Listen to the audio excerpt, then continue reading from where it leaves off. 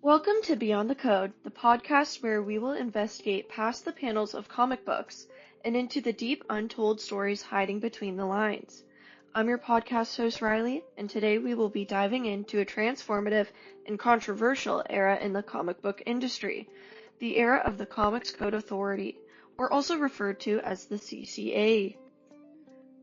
Picture this, you're a young kid in the 1950s, a time of post-war where McCarthyism and battles of moral values are on the rise. Comics, once an escape to fantasy and wild creativity, is suddenly surrounded by major barricades.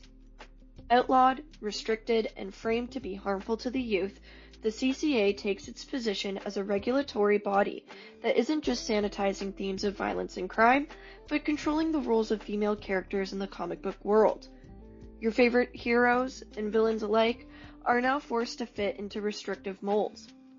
Women who were once daring femme fatales or complex anti-heroes are now diminished to dutiful wives, damsels in distress, or act as a moral guide for the male leading figure.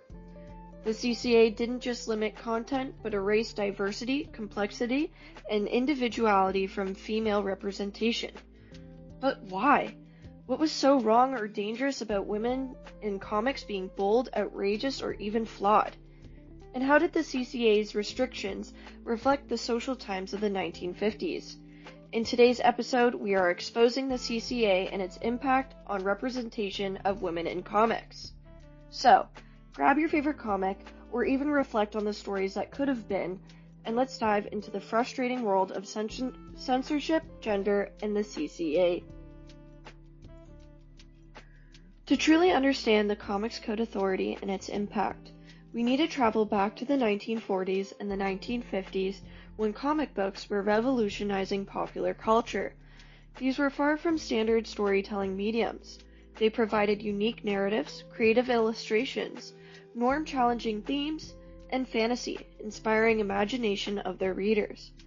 Though comics gained popularity quickly, so did the controversy surrounding them. In 1954, psychiatrist Frederick Wertham published a novel titled Seduction of the Innocent, providing a harsh critique of the comic book industry. Wertham argued that the comic books were promoting violence, immorality, sexual deviancies, and even threatened the American way of life. This was during the height of McCarthyism, when fear of subversion and moral decay was at an all-time high. McCarthyism instilled paranoia about anything that would threaten traditional values and ideas. Wertham's novel touched upon this cultural anxiety, accusing comic books as a dangerous, pivotal influence on the country's youth. Wertham didn't just hold back at general accusations. He used specific examples of comics that, in his view, were pushing societal and cultural boundaries too far with their stories with gritty crime, horror, graphic images, and immoral narratives. One particularly infamous example, Crime Suspense Stories number 22, released in April 1954. The cover itself was enough to cause public uproar, depicting a gory image of a man wielding a bloodied axe in one hand and the other holding a woman's decapitated head and standing over top of what looks like the rest of her body. This caused social uproar as many parents, educators, and religious groups viewed the cover as a corrupting influence on children as it glorifies violence and undermined moral values. Now, I don't blame them. I wouldn't want my hypothetical child picking up a comic with a cover like this and reading it, but it caused more uproar than just the public's. This image was actually cited during the 1954 U.S. Senate subcommittee hearings investigating the role of comic books in influencing juvenile behavior, in which Frederick Wertham was a key witness. He argued that violent and gory images such as this comic book cover desensitized children to violence and glorified crime. This interaction snowballed into the adoption of the Comics Code Authority, a committee responsible for holding the comic book industry to set regulations and standards. Marking a new era, one where creativity in comics was tightly controlled to align with societal expectations. So how did this major shift impact the portrayal of women in comics? Stay tuned because you're about to find out. Now that we have set the stage, let's explore the social-political climate that gave rise to the Comics Code Authority.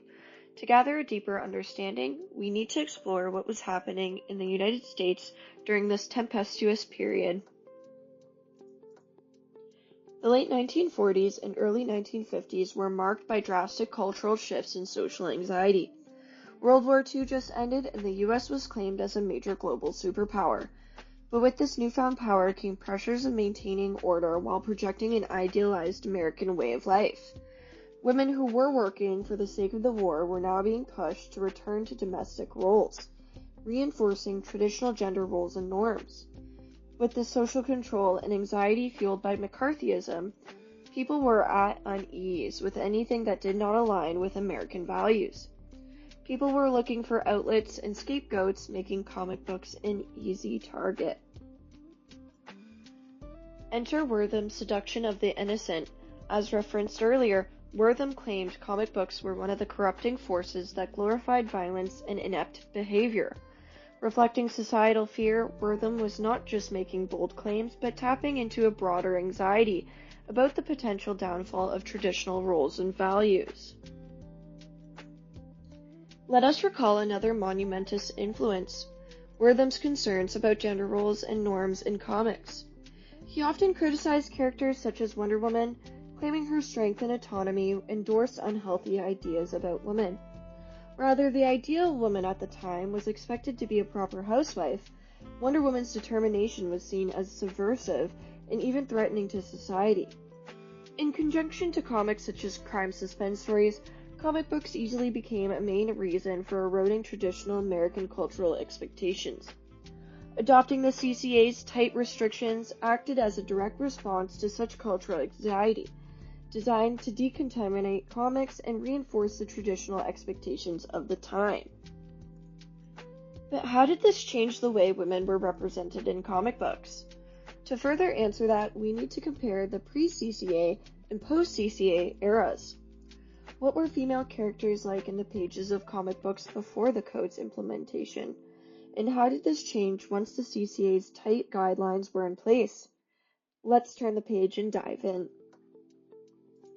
To fully understand the Comic Code's Authority's impact, let's take a look at the differences in how women were represented in comics, pre-CCA and post-CCA eras.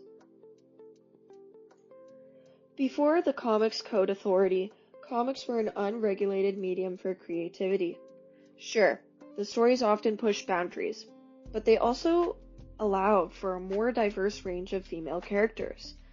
Before the CCA, female characters were only seen as damsels in distress, homemakers, or a symbol for the main character's morals. They were powerful, heroic, villains, femme fatales, and even more complex. They were morally ambiguous individuals. Wonder Woman is the perfect example. Created by William M. Marston in 1941, she was a revolutionary character. Built on strong, independent, and brave characteristics, Wonder Woman was a new warrior, challenging traditional gender norms. Evident in Wonder Woman issue number 1, 1942, she is introduced to America with this. Wonder Woman's story is the history of her race. It reaches far back into that golden age when proud and beautiful women, stronger than men, ruled Amazonia and worshipped ardently the immortal Aphrodite, goddess of love and beauty. Out of that legendary glory, which present-day Amazons still preserve in secret, comes Wonder Woman, the most powerful and captivating girl of modern times, the fearless maiden who gave up her heritage of peace and happiness to help America fight evil and aggression. This legendary introduction into Wonder Woman positions her as a beacon of strength and virtue, but also ties her to a core of equality and justice. Wonder Woman's story stood out at this time due to women's characters often limited to supporting roles, making her a bold symbol of empowerment. However, as we continue into the impacts of post-Comics Code Authority's restrictions, you will notice a significant reshaping to her character portrayal. I think the best way to sum this up is to use the words of the creator of Wonder Woman, Marston. In a 1943 issue of The American Scholar, Marston wrote, Not even the girls want to be girls so long as our feminine archetypes lack force, strength, and power. Women's strong qualities have become despised because of their weaknesses. The obvious remedy is to create a feminine character with all the strength of Superman, plus the allure of a good and beautiful woman. Enter the enrollment of the Comic Code's authorities' restrictions when everything changed. With restrictive guidelines banning violence, suggestive themes, and anything that may disturb morality, the portrayal of women were watered down and sanitized. Female characters were stripped of their agency and individuality, reduced to traditional gender stereotypes: the dutiful housewife, homemaker, love interest, or damsel in distress. Wonder Woman, once a symbol for feminism, was rewritten as a romance-focused character. Her originality as a femme fatale was erased, her individuality replaced with new moral standards aligning with the Code's guidelines. This is evident in her issues from 1968, where she was stripped of all of her powers and learned martial arts.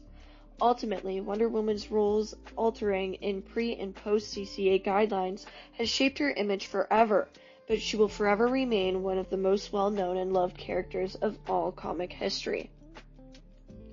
Not just Wonder Woman's character, but all female comic characters were now focused heavily on reinforcing traditional gender roles. Because of this, women's representation in comic books were slowly vanishing. First, they were treated as powerless sidekicks to their male counterparts. Then, they began disappearing altogether. As women were forced out of the public sphere, they were also vanished from comics. It would take decades of social progress and cultural shifts to reclaim the powerful representations of women in comics to be restored. Presently, we can see more complex depictions, but the CCA era serves as a reminder of how controls can reinforce social inequalities. The restrictions of the Comics Code Authority didn't only impact the comic book industry, it also created a creative rebellion. Enter the world of underground comics, a secretive space where artists and writers rejected the restrictions of the CCA and embraced a controversy of boundary pushing. Created during the 1960s, underground comics, often referred to as comics, to differentiate them from the comics following the CCA guidelines. Quickly, underground comics became a daring platform used to implement taboo topics, countercultural ideals, and social commentary. These comics were unapologetic in challenging the constraints imposed by the CCA. For female characters, underground comics provided a space where writers can reclaim the complex female leads they desired to see. Women were no longer forced into being damsels in distress or side characters. Instead, comics allowed them to be independent, flawed, and complex individuals, often dealing with realistic issues such as oppression and pressures of social expectations. Comics such as It Ain't Me, Babe from the 1970s featured a range of independent and empowering female characters. This comic wasn't afraid of the CCA restrictions and were known to openly critique sexism in mainstream media and comics while simultaneously celebrating women's autonomy, paving the way for change in feminist ideals in comics. Ultimately, underground comics, with their bold themes and refusal to follow the CCA and social pressures, provided a safe community for voices who have been silenced. It gave writers and artists freedom to tackle taboo topics, whether it was feminism, queer identity, or oppression. This creative rebellion didn't just fill the hole of what comics were pre-CCA, but it sparked a revolution, proving that comics can be a medium used for positive change and representation.